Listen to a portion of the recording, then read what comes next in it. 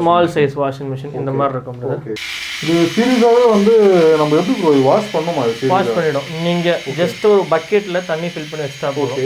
இல்லை நீங்கள் வந்து இப்போ பக்கெட்லனா கூட நம்ம சிங்க் இருக்குது பார்த்தீங்களா, சிங்க்கில் கூட வச்சுட்டா போதும். அட்டாச் பண்ணிட்டு தண்ணி உள்ளே வச்சுட்டாலும் உங்களுக்கு வந்து வாட்டர் ப்ரூஃப் தான். உங்களுக்கு வந்து ஷாக் அடிக்கும், அதெல்லாம் ஒரு இது இருக்குது. நீங்கள் ஜஸ்ட் அப்படியே பக்கெட்டில் வச்சுட்டா போதும்.